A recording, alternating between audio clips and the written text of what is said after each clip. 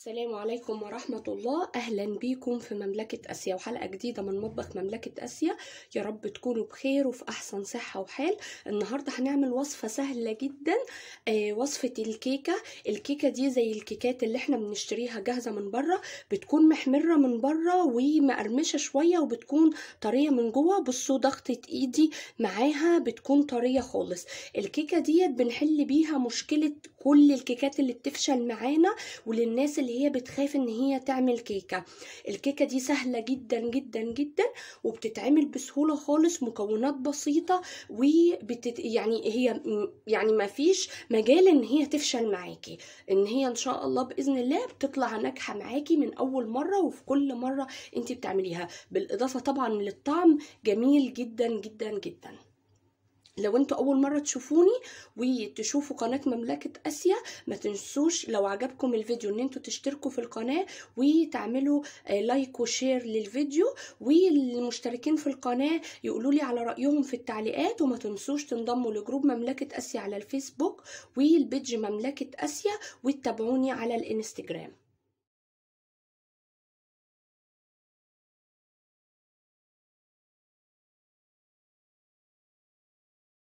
هنا معانا مقادير متساوية من الدقيق والسكر والزبدة.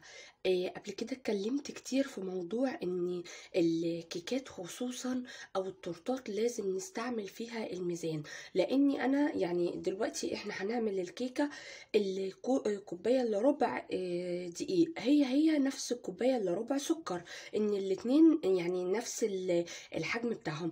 الكوباية الا ربع زبدة هتبقى 170 جرام، يعني الدقيق والسكر 150 جرام، الزبدة بتبقى اتقل. فانت يعني انا نصيحة ليكم ان انتوا تشتروا ميزان المطبخ، بيبقى مش غالي، تقريبا ب60 جنيه او 70 جنيه، في يعني ميزان بيبقى صغير، ان انت خصوصا في التورتات وفي الكيكات ان انت تشتغلي بيه بيطلع لك المقادير مظبوطة معاكي. ومعانا 3 بيضات، معانا يعني يعتبر تلت كوباية لبن، ومعانا بيكنج باودر وفانيليا، معلقه صغيره بيكنج باودر. وبرده نصيحه ان البيكنج باودر مش بنكتر منه في الكيكه، ان هو بيخليها ترتفع جامد في الفرن، وبعد كده لما بتطلعيها بتهبط منك وتقولي هبطت ليه. يعني انت لما تعملي كيكه ما بتضيفيش باكل بيكنج باودر كله على الكيكه او على كوبايتين الدقيق او كده. باكل بيكنج باودر بيتحط على نص كيلو دقيق، فاحنا لما هنعمل 150 جرام دقيق هنحط عليهم معلقه صغيره بيكنج باودر. دلوقتي انا هبدا ان انا اعمل الكيكه. اول حاجه هبدا اعملها ان انا هضرب طبعا بالمضرب الكهرباء، انا ما عنديش عجان، لو انت عندك عجان بتعملي في الميكسر بتاعه. انا هبدا ان انا اضرب الزبده الاول، ان انا افكها من بعضيها، وبعد كده ابدا اضيف السكر وباقي المكونات. فهبدا ان انا اوقف دلوقتي ان انا اضرب الزبده واوريها لكم، ونبدا نضيف باقي المكونات.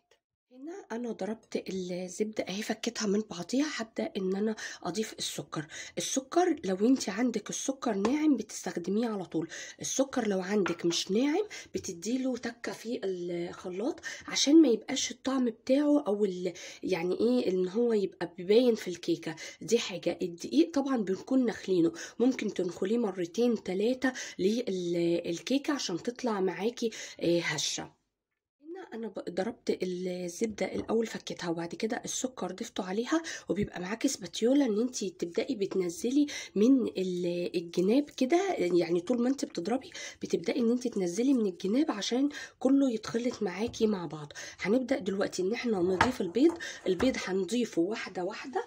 هبدا ان انا اكسره الاول وبعد كده اضيفه، فانت بتكسريه وبتضيفيه واحده واحده. واول ما بنبدا ان احنا نضيف البيض بنبدا ان احنا نضيف الفانيليا معاها على طول. هبدا بقى ان انا اضيف البيض وان انا اضرب. طيب انت ما عندكيش مضرب كهرباء، ممكن ان انت قلت لو عندك عجان بتعمليه في الميكسر بتاع العجان. ما فيش عجان، ان انت بتبداي ان انت تضربي عادي بالمضرب الكهرباء او المضرب السلك، بس هياخد وقت معاكي شويه وانت بتضربيه عشان الزبده حجمها يتضاعف وان هي توصل للحجم ده. هنا هنضيف اخر بيضه معانا وهنضيف الفانيليا. الدقيق قلت انا نخلاه، ضايفه عليه ذره ملح. المقادير هتلاقوها في صندوق الوصف بتاع الفيديو، سهم صغير جنب العنوان بتضغطوا عليه بيفتح لكم صندوق الوصف، هتلاقوا المقادير بالجرام وبالكوبايه. نضيف اللبن وهنبدأ نضرب، وبعد كده هيبقى آخر حاجة البيكنج باودر والدقيق. هنا معانا البيكنج باودر اهي معلقة صغيرة، هبدأ ان انا اضيفها للدقيق وهقلبه بالراحة، وهبدأ ان انا خلاص رفعت المضرب مش هعمل بيه تاني. هبدأ ان انا اقلب بالراحة الدقيق بالسباتيولا في المد يعني في السوائل، وان انا ابدأ بعد كده احطه في قالب الكيك. هبدأ ان انا انخل الدقيق كده بالراحة فوق السوائل، وان انا اقلب بالراحة خالص، ان انا مش عايزة اعجن في الدقيق كتير، وان انا يعني ايه اخليه. بصوا تقليبة خفيفة كده خالص، ان انتوا بتدخلوا الدقيق جوه مكونات الكيك، ان انتوا تطبقوها مع بعض المكونات كلها. هنبدأ نعمل كده بالسباتيولا وفي اتجاه واحد، وهنبدأ ننخل باقي الدقيق ونضيفه. هنا طبعا انا بدأت ان انا اسخن الفرن هيبقى على 180، وفي الرف الوسط، او ممكن تحطيها يعني في الرف الوسط برضو، ودرجة حرارة اقل. هي بتاخد وقت في الفرن، يعني ممكن تاخد لها 50 دقيقة في الفرن. انا هنا جبت القالب بتاع الكيك وقصيت على قد الورق بتاع الزبدة، دهنت القالب سمنة، وحطيت ورق الزبدة ودهنته سمنة، وهحطه جوه صينية وهدخله بيها الفرن.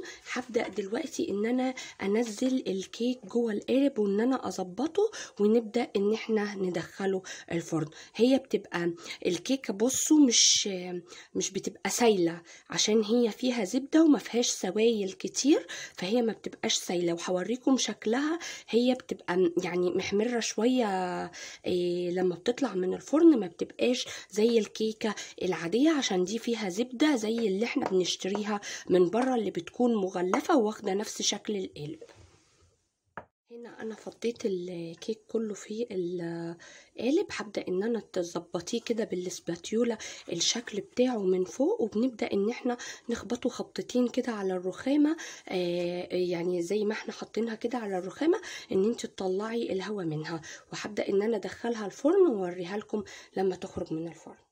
هنا انا بعد ما طلعتها من الفرن، عندك شبكة، عندك اي حاجة ان انت ممكن ان انت تحطيها عليها، قلبتها بالقالب بتاعها وسبتها ان هي تهدى وان هي تبرد، وما شلتش القالب من عليها. هنبدأ دلوقتي ان احنا نقطعها ونشوفها. معانا شكل الكيكة بعد ما هي طلعت من الفرن، بتبقى يعني ايه مقرمشة شوية من بره، وبيبقى لونها ذهبي. وبصوا يعني الضغطة بتاعتي اهي عليها طرية خالص. وبنبدأ ان احنا نطلع بقى الورق الزبدة. هي الكيكة ديت مكوناتها وبالزبدة زي الكيكة اللي احنا بنشتريها من بره بالظبط، اللي بتبقى نفس الشكل كده وبتبقى متغلفة. مش عايزة اقول اسماء ماركات، بس يعني هي بتبقى نفس الطعم، وهتدوقوها هتلاقوها نفسها بالظبط ونفس الشكل وكل حاجة. الوصفة ان شاء الله بإذن الله هتعجبكم، وسهلة وبسيطة ان انتوا تطبقوها. الناس اللي بتفشل معاها الكيكة دي ما فيهاش سوائل كتير، ما تخافيش منها، ما بتهبطش بعد ما بتطلع من الفرن. يعني كل مشاكل الكيكه بتبقى محلوله مع الكيكه ديت، ان انت دي ممكن تعمليها بسهوله جدا، وما بتخافيش منها خالص ان هي ممكن تفشل معاكي. هنا بقى هنقول بسم الله، ونبدأ ان احنا نقطع الكيكة. بصوا الكيكة من جوه لونها فاتح، طرية خالص اهي، وانا بقطعها طرية خالص خالص خالص. هي لونها محمر من بره، هي بيبقى اللون بتاعها بتاخد اللون الاحمر الغامق دوت، بتبقى مقرمشة من بره وبتكون طرية من جوه. بصوا يعني ما فيش مجال ان هي تطلع معاكم مش مظبوطة. كل الناس اللي بتخاف ان هي تعمل كيكة، ان شاء الله بإذن الله من اول مرة هتطلع ناجحة معاكم. بصوا شكلها من جوه عامل ازاي، الكيكة فاتحة، الكيكة طرية وسفنجية من جوه وطرية خالص واحنا بنقطعها اهيت. الكيكة انا طبعا ما صبرتش عليها ان هي تبرد يعني قوي، وان احنا نبدا نقطعها، هي لسه سخنه شويه، فعشان كده ممكن ان هي تتفتفت معاكم. انتوا شايفين طبعا البخار طالع منها ان هي لسه سخنه، انا سبتها ان هي تهدى شويه. فانتوا تصبروا عليها. لو عندك تراكه، عندك الشبكه، ان انت بتحطيها عليها وبتصبري عليها لغايه لما تبرد، وتبداوا ان انتوا تفطروا بيها في الصبح، او ان انتوا تاكلوها في اي وقت جنب شاي او جنب شاي بلبن او كده. بصوا هوريها لكم تاني، طرية جدا الكيكة، يعني ان شاء الله ان شاء الله باذن الله مقادير مظبوطة، طريقة صح ان انتوا تنفذوها بكل سهولة.